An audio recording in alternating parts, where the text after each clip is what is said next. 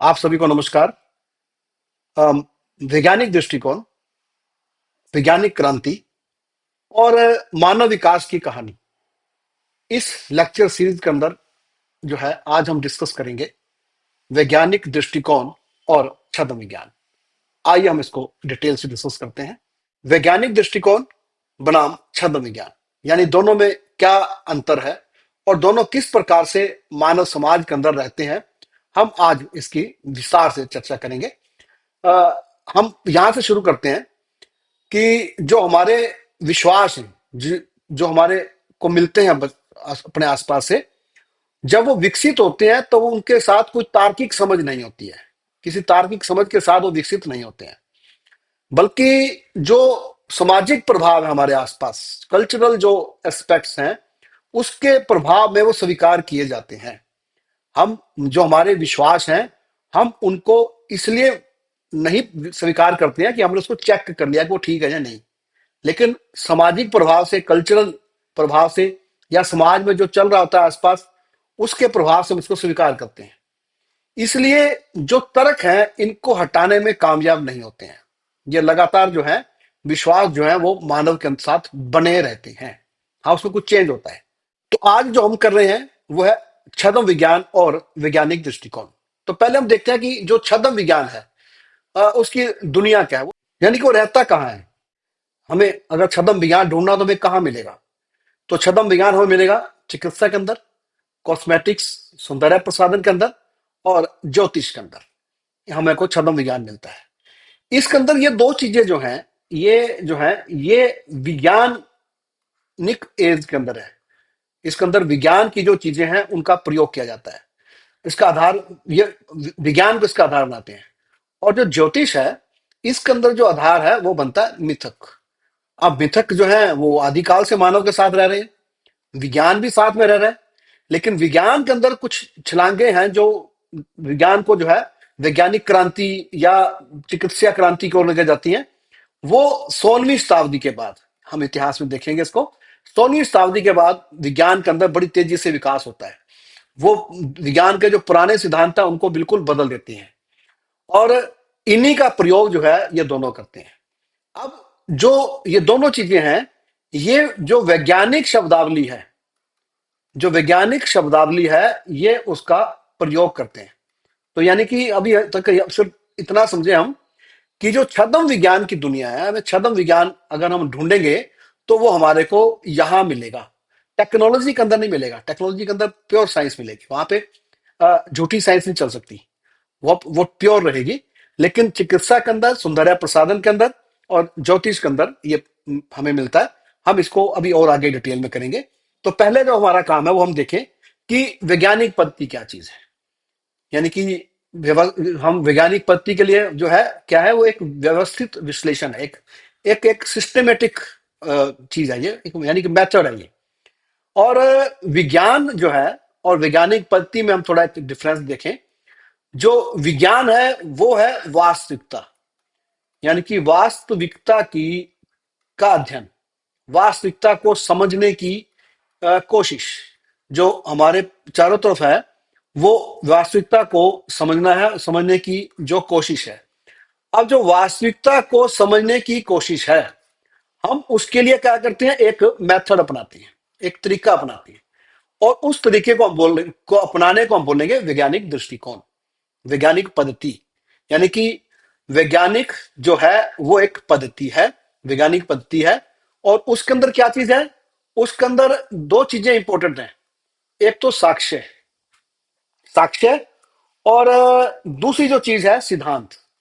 यानी कि साक्ष्य और सिद्धांतों का इसके अंदर एक आपस में तालमेल है। इनका कोमल संबंध है, आपस में नाजुक संबंध है। मतलब संबंध नाजुक संबंध कैसे?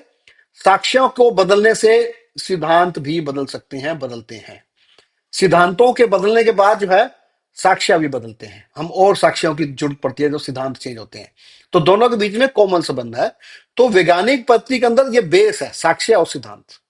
हम इसको अपनाते कैसे, हम इसको देखते कैसे? जैसे पहला जो प्राइमरी काम है वो है अवलोकन, ऑब्जर्वेशन। मानव जो है अपनी ज्ञानेंद्रिय द्वारा लगातार जो है अपने आसपास अवलोकन करता रहता है।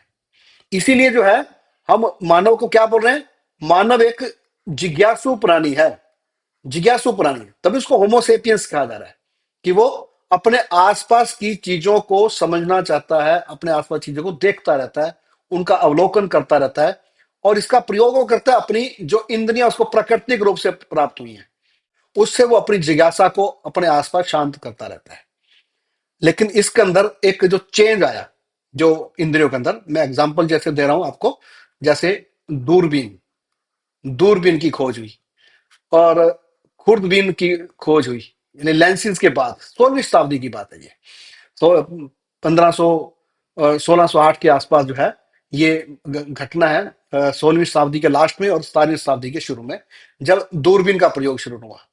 अब ये दूरबीन और खुर्दबीन क्या कर रहे हैं, ये जो हमारी ज्ञानेंद्रियां हैं उसको विस्तार कर रही हैं, उसको विस्तार दे रही है।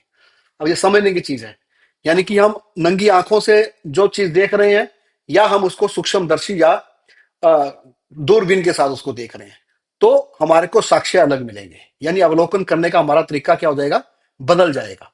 तो वैज्ञानिक पद्धति के अंदर अवलोकन एक इंपॉर्टेंट चीज है, हम ऑब्जर्वेशन एक इंपॉर्टेंट चीज है। हम चीजों को कैसे देख रहे हैं, किसकी सहायता से देख रहे हैं, और किन सिद्धांतों के साथ देख रहे हैं, क्योंकि हम चीजों को सिद्धांतों के साथ भी देखते हैं। तो जैसे ही हमारे देखने के जो साधन बदलेंगे, तो हमारे सिद्धांत भी बदलेंगे। तो ये एक इंपॉर्टेंट चीज है। दूसरी क्या चीज है, मानव जो कुछ भी अपने चारों ओर देखता है, जिस चीज को भी वो प्राप्त करता है, वो उसका उपयोग करता है, उसको प्रयोग करता है। उपयोगिता के लिए मानव चीजों को की स्टडी करता है, और उनका उनका जो कुछ वो वहां देखता है उसको अपने जीवन के अंदर उपयोग करता है। तो यानी प्रयोगशीलता जो है वो एक इंपॉर्टेंट चीज है। शुरू में जो उसकी प्रयोग है या उसके जो उसको उपयोगी बनाना है, वो लैब के बाहर है। लेकिन जैसे जैसे वैज्ञानिक क्रांति आगे बढ़ती गई, तो लैब्स का यूज जो है वो बढ़ता चला गया। प्रयोगशीलता जो है वो लैब के अंदर भी चलेगी, किचन के अंदर भी है, प्रकृति के अंदर भी है प्रयोगशीलता, और यहाँ लैब के अंदर भी वो चीज शुरू हो गया। तो दूसरी चीज वैज्ञानिक पद्धति के अंदर है प्रयोगशीलता, जो आप अवलोकन कर रहे हैं, ऑब्जर्वेशन कर रहे हैं, आप उसको प्रयोग द्वारा देख रहे हैं। और उस जो आप प्रयोग कर रहे हैं, उपयोग कर रहे हैं, आप उसके डेटा इकट्ठे होते हैं, आंकड़े इकट्ठे होते हैं। आज तो हम आंकड़े कागजों पे इकट्ठे करते हैं, सूचना क्रांति है तो हम कंप्यूटर का प्रयोग कर रहे हैं। लेकिन प्राचीन काल से आदमी जो है आंकड़े इकट्ठे कर रहा है अपने दिमाग के अंदर, अपने अवलोकन को सुधारता जा रहा है डेटा इकट्ठा करके, पहली चीज को दूसरी चीज से कंपेयर करके डेटा इकट्ठे कर रहा है। आज के समय में डेटा जो है बहुत बड़ी संख्या में और बड़े फार्मूलाज के साथ जो है उसको इकट्ठा किया जाता है। तो आंकड़े इकट्ठा करना, डेटा कलेक्शन जो है, वो वैज्ञानिक पद्धति की एक इंपॉर्टेंट चीज है। जो कुछ आपने अवलोकित किया, जो चीज आपने प्रयोग की, आप उसको कहीं ना कहीं उसका जो है डेटा इकट्ठा करना। और जब ये सारा कुछ कर रहे हैं, तो एक अभिकल्पना, हाइपोथेसिस बनाना, हाइपोथेसिस बनाना एक इंपॉर्टेंट चीज है। आप किसी चीज को जो साक्ष्य इकट्ठा कर रहे हो, या जो आप सिद्धांत देख रहे हो, या जो आप साधन अपना रहे हो, उसके पीछे आप कोई हाइपोथेसिस बनाएंगे, कोई अभिकल्पना तैयार करेंगे। तो उसका क्या है, आप अभिकल्पना एक इंपॉर्टेंट चीज है। अभिकल्पना अब इनके बाद ही बन सकती है, अभिकल्पना पहले भी बन सकती है। अब जो हमने डेटा इकट्ठा किए, जो हमने प्रयोग किया, जो हमने ऑब्जर्वेशन की, अब उसको एनालाइज करना, उनका विश्लेषण करना, ये जो है वैज्ञानिक पद्धति का काम है। उनका विश्लेषण करके फिर उनका निर्णय निकालना, यानी सिद्धांत बनाना। अब आप देखो, मैंने बताया था साक्ष्य और सिद्धांतों का कॉमन संबंध है। तो इसमें क्या है, जो निर्णय है, सिद्धांत है, सबसे लास्ट में बन रहा है, जब हमने सारी प्रक्रिया चला ली। इन प्रक्रियाओं में कोई भी चीज आगे पीछे हो सकती है। हम पहले आंकड़े इकट्ठे करें, फिर प्रयोग कर लें, पहले हाइपोथेसिस बनाएं, फिर ऑब्जर्वेशन करनी शुरू करें, पहले ऑब्जर्वेशन करें, फिर उसको जो है और चीज करें। ये एक अलग अलग वो है। लेकिन सबसे लास्ट में हम क्या करेंगे, सिद्धांत निकालेंगे, सिद्धांत बनाएंगे। अब जो सिद्धांत बन गया, उसको फिर से जो है इस पद्धति के अनुसार किया जा सकता है, चेक किया जा सकता है। यानी कि विज्ञान जो है वो अपने जो प्रयोग वो करता है उसको दोहराता रहता है, दोहरा सकता है। दोहराएगा तो ही उसकी पुष्टि होगी। पुष्टि एक इंपॉर्टेंट चीज है। कोई चीज है, उसको दोहराया जाएगा, दोहराने के बाद उसकी पुष्टि होगी, अगर वही रिजल्ट आता है। लेकिन अगली बार जब उसके ऊपर यही प्रक्रिया अपनाई गई, जो सिद्धांत निकाले गए थे, तो क्या होगा? जो निर्णय है वो बदल सकता है, बदलता है। इसलिए वैज्ञानिक पद्धति का एक इंपॉर्टेंट चीज है कि जो पिछले सिद्धांत हैं, कोई भी जो पिछले सिद्धांत हैं, चाहे वो विज्ञान के ही सिद्धांत हैं, उनको नकारना, उनके ऊपर संशय पैदा करना। संशय पैदा करना एक इंपॉर्टेंट चीज है यहां पर, क्योंकि जो ये सिद्धांत बनाया गया, हमने ये सिद्धांत ठीक है या गलत है इसको चेक करना। अगर उसके लिए दोबारा से जो पद्धति अपनाना, अब जब दोबारा से ये पद्धति अपनाई जाएगी, या जो नया व्यक्ति जो है, जो बाद के समय का होगा, जब वो पद्धति अपनाएगा, तो उसके अवलोकन करने का ढंग, ऑब्जर्वेशन करने का ढंग, उसके साधन, उसका जो प्रयोग करने के तरीके, डेटा इकट्ठा जो वो करेगा, जो उसका हाइपोथेसिस होगा, वो अलग हो सकता है और होता है। अलग हो भी सकता है और होता है। और वो क्या है, पुराने सिद्धांत की जगह नया सिद्धांत ला सकता है। इसलिए जो वैज्ञानिक पद्धति है, वो सिद्धांतों को बनाकर, सिद्धांतों को नकार कर नए सिद्धांत बनाती रहती है। ये मानव का प्राकृतिक नेचर है, जो उसका जिज्ञासुपन से, जो उसको होमोसेपियंस बनाने से आता है। अब वैज्ञानिक पद्धति जो है, वो मानव को जो है विकास को आगे करती है, चीजों का, नई नई चीजें लेकर आती है। अब आमतौर पे क्या होता है, जो वैज्ञानिक पद्धति है या जो विज्ञान है, इसको हम एक बड़े मुश्किल उसमें लेते हैं कि ये बड़ा मुश्किल काम है। क्यों?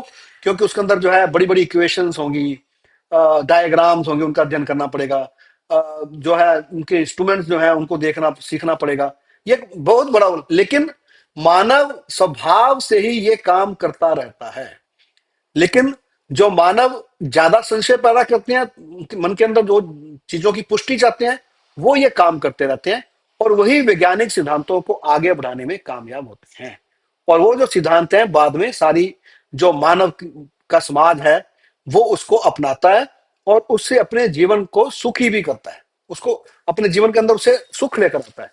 तो वैज्ञानिक पद्धति एक व्यवस्थित विश्लेषण है, जो वास्तविकता को समझने में हमारी जो कोशिश है, उसमें हमारी सहायता करता है। जो हमारा जिज्ञासु स्वभाव है, उसको जो है वो संतुष्ट करता है, उसको वो आगे बढ़ाता है।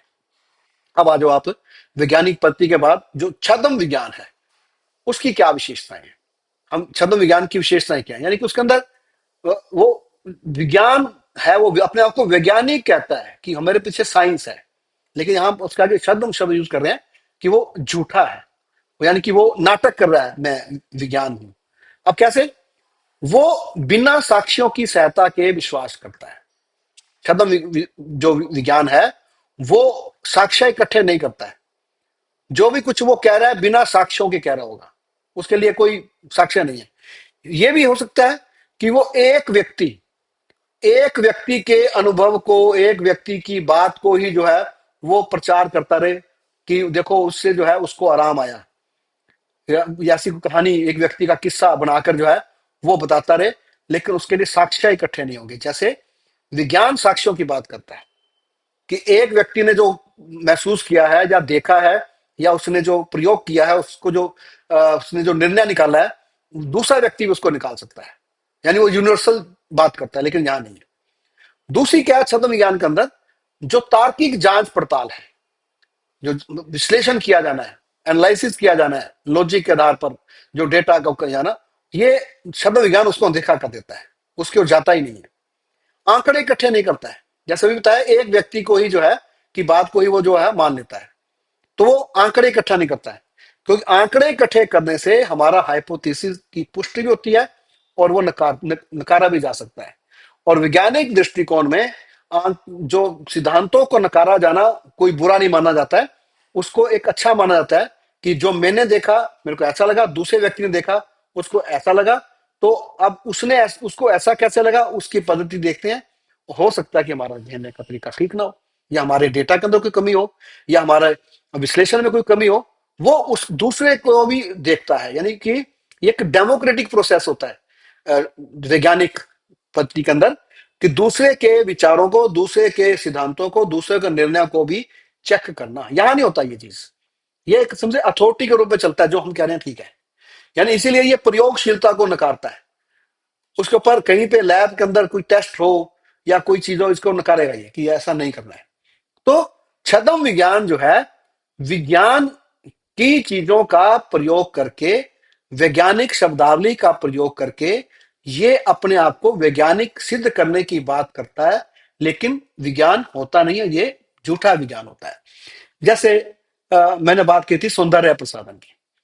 जो सौंदर्य प्रसाधन के अंदर जो है, इस प्रकार की चीजें जो कंपनियां बेचने की कोशिश करती हैं, जो वास्तव में वैज्ञानिक उसमें नहीं होती हैं। जैसे वो कहेंगे कि ये क्रीम लगाने से जो है आपकी जो त्वचा है वो गोरी हो सकती है, या इस क्रीम को लगाने से जो है आपकी जो झुर्रियां हैं वो खत्म हो सकती हैं। उसके पीछे क्या कारण बताएंगे कि इसके अंदर ऑक्सीजन होती है, या इसके अंदर कोई ऐसा साइंस का शब्द यूज करेंगे अपनी क्रीम को बेचने के लिए। लेकिन वो अगर जब उसको प्रयोगशीलता पे लेके जाएंगे, या हम कहेंगे डेटा इकट्ठा करो, कितने लोगों ने क्रीम लगाई और कितने लोग से का रंग साफ हुआ, कितने लोगों ने लगाई, कितने की झुर्रियां साफ हुई और कितने दिन के लिए हुई, जब ये सारे डेटा इकट्ठा करने की बात करेंगे तो वो इसके ऊपर नहीं आएंगे, उसको मानेंगे नहीं वो। ऐसे ही और चीजों के बारे में, ऐसे ही जो एक जैसे एक डिटॉक्स है चीज, डिटॉक्स के नाम पर चिकित्सा के अंदर बहुत सारी चीजें बिक रही हैं कि ये चीज जो है आपको डिटॉक्स करेगी। अब डिटॉक्स जो है वो उसके ऊपर डेटा इकट्ठा करना, डेटा इकट्ठा नहीं करेंगे। भाई आपके अंदर जो है आपने चाउमीन खाया या आपने बर्गर खाया या कोई ऐसी चीजों का वो नाम लेंगे जिससे आपकी बॉडी के अंदर क्या आ गया, विष आ गया। अब डिटॉक्स जो है एक चिकित्सा शास्त्र में एक पद्धति है। वो तब है जब कोई विष खाया गया, किसी व्यक्ति द्वारा जहर खाया गया, उसके शरीर में फैल गया, उसके ब्लड टेस्ट में वो आएगा, उसके यूरिन के अंदर वो आएगा, और उसको जो है जो उसका विष है उसको निकालने की प्रक्रिया डिटॉक्सिफिकेशन। लेकिन ये क्या कह रहे हैं, जो आप खा रहे हैं, जो बाहर से जंक फूड खा रहे हैं, वो दूसरी चीजें खा रहे हैं, उससे आपकी बॉडी के अंदर क्या आ गया, जहर आ रहा है। लेकिन ब्लड टेस्ट करके अगर हम उसका चेक करें कि वो है या नहीं है, या किस रूप में है, कौन सा टॉक्सिन अंदर आया है, तो वो वहां पर नहीं बात आएगी, वहां पे जाएंगे नहीं, वो कोई डेटा इकट्ठा करके नहीं बताएंगे कितने लोगों ने ये चीज खाई थी या ये जंक फूड खाया था उनके अंदर ये चीज आई। कहीं डेटा नहीं है, कहीं प्रयोगशीलता नहीं है, कहीं पे उसका एनालिसिस नहीं है, साक्ष्य नहीं है। लेकिन बाजार के अंदर बड़ी मात्रा में डिटॉक्सी के लिए जो है चीजें बेची जा रही, बिक रही हैं। अब वो क्या है, नाम वो ले रहे हैं साइंस का, मेडिकल साइंस का, इन चीजों को ले रहे हैं। लेकिन हो क्या रहा है, वो छद्म विज्ञान है, झूठा विज्ञान है, क्योंकि वो साइंस के जो तरीके हैं उनके ऊपर वो पूरा नहीं उतरता है। अब जो छद्म विज्ञान है, अब वो प्रसार कैसे होता है उसका, मतलब कि वो समाज के अंदर जो वो है, वो उसका अपना एक साम्राज्य है छद्म विज्ञान का। हमारे समाज में पूरा एक साम्राज्य है, जहां पे वो रहता है उसको पूरी तरह से जकड़ा हुआ है। अब कैसे चलता है, अब कई कंपनियां और व्यक्ति जो हैं उनको अपना सामान बेचना है। अब सामान बेचना है तो उसके लिए जो है वो वैज्ञानिक शब्दावली का प्रयोग करेंगे, वैज्ञानिक शब्दावली का, यानी कि यूज करेंगे वैज्ञानिक शब्दों को जो विज्ञान यूज करता है, और अपना सामान बेचेंगे। अब अपने लाभ के लिए, ये तो सीधा सीधा ये जो कंपनीज हैं, जो व्यक्ति हैं, वो अपने माल को बेच रहे हैं लाभ के लिए। अब लाभ के लिए सहारा ले रहे हैं वो छद्म विज्ञान का। अब क्योंकि उनके पास पैसा, उसको सामान बेचना है। अब वो सामान की जो है, जो प्रसिद्ध हस्तियां हैं उनसे वो अनुमोदन करवा लेंगे। अब जो आम लोग हैं जो, और या जो इन प्रसिद्ध हस्तियों के प्रशंसक हैं, वो इससे प्रभावित होते हैं, इससे प्रभावित होंगे, और वो सामान को खरीदेंगे कि हाँ देखो वो भी ऐसा काम कर रहा है, तो इसका मतलब है कि ये ठीक चीज है, जो ये कंपनियां कह रही हैं, जो प्रचार कर रही है, ये ठीक है। कई बार क्या होता है कि ये जो कंपनियां हैं या जो व्यक्ति हैं जो छद्म विज्ञान के प्रभाव में आ गए हैं, उसको वो सही मान रहे हैं, अब वो क्या है कि राजनीति के शीर्ष पर पहुंच जाते हैं, पॉलिटिक्स के ऊपर पहुंच गए, या जो पॉलिटिक्स में व्यक्ति हैं वो इनके प्रभाव में आ गए, अब वो संस्थाओं में भी जाएंगे। अब क्या होगा, वो इसको ज्यादा प्रचार करेंगे क्योंकि वो पॉलिसी बना रहे हैं देश के लिए। तो वो क्या होगा कि वो जो देश और संस्था की जो तस्वीर है उसे खराब हो जाएगी। अब वो लगातार प्रसारण होगा छद्म विज्ञान का, सरकार द्वारा भी, लोकतांत्रिक संस्थाएं हैं वो भी इसका प्रचार करने लगेंगी। परिणाम क्या होगा, जो आम लोग हैं वो इसकी जकड़ में और चले जाएंगे, और उस उधर चले जाएंगे। ये अधूरे साक्ष्य जुटाता है, अगर कोई साक्ष्य जो जुटा भी रहा है तो वो अधूरे होंगे, यानी कि वही साक्ष्य और आंकड़े उठाएंगे जो उनके सहायक हों, जो और दूसरों को छोड़ देंगे, अनदेखा कर देंगे। यानी कि जो चीज, जो डेटा या जो एविडेंस आएंगे जो उनके समान को ठीक कह रहे हैं, जो उनकी बात को ठीक कह रहे हैं, वो तो उठा लेंगे, लेकिन दूसरी नहीं उठाएंगे। अब वैज्ञानिक शब्दावली का तो प्रयोग कर रहे हैं ये, लेकिन उस शब्दावली का जो वैज्ञानिक आधार है उसको छोड़ देंगे, कि उसका जो साइंटिफिक, जो उसकी चीज आई थी उस चीज, तो वो उसको छोड़ देंगे, वैज्ञानिक आधार उसका छोड़ देंगे, सिर्फ शब्दावली का प्रयोग करेंगे। अब जो आम लोग जो हैं, उनके अंदर गहरे अध्ययन और विचारों का अभाव होता है, वो आसानी से शब्द विज्ञान के दावों को स्वीकार कर लेते हैं। अब जैसे हम स्कूली शिक्षा का एग्जांपल लें, जो आम लोग हैं वो स्कूली शिक्षा से आए हैं, स्कूल से पढ़कर आए हैं। स्कूल में जब वो साइंस पढ़ रहे हैं तो साइंस पढ़ते समय वो कुछ शब्दों को का प्रयोग सीखते हैं, उनके विचारों उनके पास पहुंचते हैं। जैसे चुंबक का विचार उनके पास पहुंचा, गैसेस का, ऑक्सीजन जैसे, nitrogen, carbon dioxide, carbon monoxide, ये शब्द उनके पास पहुंचे। और उनके पास जो है फोटोसिंथेसिस, दहन क्रिया, ये सारे उनके पास पहुंचे हैं शब्द। अब ये उनके पास पहुंचे हैं स्कूल मेथड में पेपर देने के लिए। अब शब्द उनके पास आ गया विज्ञान के, लेकिन वो उनके पीछे जो प्रयोगशीलता है या उसको आगे बढ़ाना है उसको नहीं कर पाते हैं, वो शिक्षा में नहीं हो पाता है। अब यानी कि लोगों में वैज्ञानिक शिक्षा है एक किस्म से, लेकिन वैज्ञानिक पद्धति की शिक्षा नहीं है। अब जो लोग हैं वो वैज्ञानिक पद्धति के मूल आधार को नहीं समझ पाते। इसका क्या प्रभाव होता है कि वो आसानी से छद्म विज्ञान के जो प्रचारक हैं उनके प्रभाव में आ जाते हैं। यानी कि जो छद्म विज्ञान का साम्राज्य है वो इस प्रकार से बढ़ता है, जहां पर वो रह रहा है चिकित्सा के अंदर, सौंदर्य प्रसाधन के अंदर और ज्योतिष के अंदर, वो तेजी से बढ़ता है, तेजी से फैलता है। अब और देखो आप, अब ये जो चीजें हैं, कुछ जैसे कोई व्यक्तिगत अनुशंसा पत्र है, किसी व्यक्ति का अपना एक्सपीरियंस है, उसका विवरण है, उसी को प्रमाण मान लेंगे, उसी को गवाही मान लेंगे और उसका प्रचार करेंगे, उसी को साक्ष्य बना लेंगे, एक व्यक्ति की, उसी कहानी को जो है, और उसको जो है सोशल मीडिया में कर देंगे, खुद ही उसकी किताब बनाकर उसको मुद्रित कर देंगे और मीडिया के द्वारा जो है सनसनी पैदा कर देंगे। अब जो सोशल मीडिया है, अब ये आज के समय के अंदर जो है छद्म विज्ञान को फैलाने का बहुत बड़ा केंद्र बना, बड़ी तेजी से यहाँ ये चीजें फैलती हैं। क्यों? क्योंकि वहां जो चीजें फैल रही हैं उसका तथ्य जांच की कोई व्यवस्था नहीं है कि उसकी कोई कहीं तथ्य उसका जांचा जाए। अब दूसरी चीज क्या है, जो आम लोग हैं वो अपनी जिज्ञासा और इच्छा को पूरा करना चाहते हैं। यानी कि जो हमारा चेतन मन है, जो चेतन मन जो हमने पिछली क्लासेस में किया था, चेतन मन जो है वो चंचल होता है और वो ज्यादा मेहनत नहीं करना चाहता है। तो जो चीज वो देख रहा है उसको जल्दी समझ के वो आगे जाना चाहते हैं। अब जो छद्म विज्ञान है या जो व्यापार में लाभ कमाने की जो भावना है वो इसका लाभ उठाते हैं। अब जो परंपरागत ज्ञान है वो उसको जो है वो आधुनिक विज्ञान के ऊपर खुल्लम खुला लागू कर देते हैं कि परंपरागत ज्ञान जो है वो ठीक था, आधुनिक विज्ञान जो उसी की नकल कर रहा है। यानी कि प्राचीन ग्रंथों से जो साक्ष्य हैं उनको प्रस्तुत किया जाता है। छद्म विज्ञान प्राचीन ग्रंथों से जो है अपनी बात के लिए साक्ष्य लेकर आएगा कि हमारे जो प्राचीन काल से जो है हमारे पास जो है वैज्ञानिक चीजें हैं। वो अपने जो धार्मिक विश्वास हैं उनको भी वैज्ञानिक सिद्धांतों से जोड़ने की कोशिश करता है, उनकी पुष्टि जो है वहां से करता है। अब आम लोग जो हैं या वो लोग जो धार्मिक विश्वासों से या पूर्वाग्रहों से जकड़े होते हैं और वो उनको जो है अपने विश्वासों की पुष्टि जो है विज्ञान से जब प्राप्त होती है तो क्या होता है, वो उसकी ओर आकर्षित होते हैं। छद्म विज्ञान जो है वो अक्सर क्या करता है, वो सांस्कृतिक और धार्मिक विश्वासों के साथ जुड़ा रहता है, उसको उसके कवच उसको कवच के रूप में धारण कर लेता है और जांच से बच जाता है कि इसकी जांच नहीं होगी क्योंकि ये विश्वास की बात है।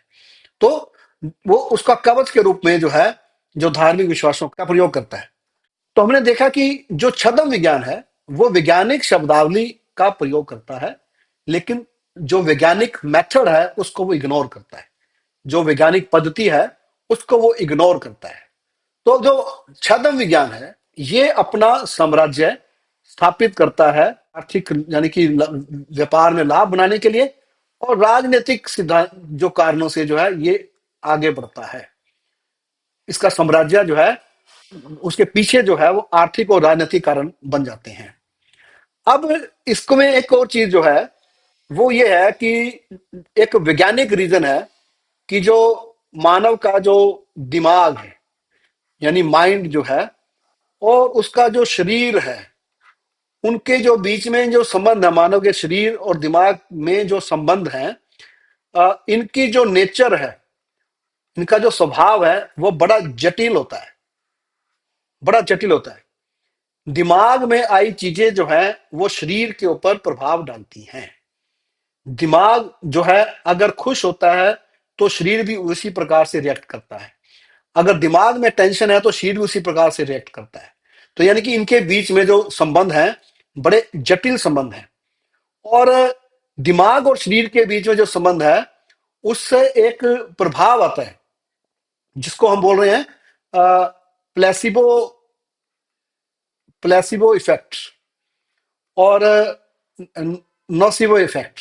दो इफेक्ट हैं ये दिमाग के चीजें हैं, प्लेसिबो और नोसिबो। यहां लिखता हूं नोसिबो। नोसिबो और प्लेसिबो दो इफेक्ट हैं। ये मानव के दिमाग और शरीर के आपसी संबंधों से बनते हैं, उनकी जटिल संबंधों से हैं। और जो छद्म विज्ञान है इसका फायदा उठाता है। जैसे जो होम्योपैथी है, जो मीठी गोलियां देती है, वो प्लेसिबो इफेक्ट पैदा करती हैं कि इसको खाने से हम ठीक हो जाएंगे। जब दिमाग के अंदर ये इंटरवेंशन आ गई कि इसे खाने से हम ठीक होंगे, तो वो शरीर को जो उसका मैसेज भेजता है, तो शरीर के अंदर जो है पॉजिटिव इफेक्ट आता है, पॉजिटिव इफेक्ट आता है। ये सिर्फ गोलियों से नहीं आता, ये शब्दों से भी आता है।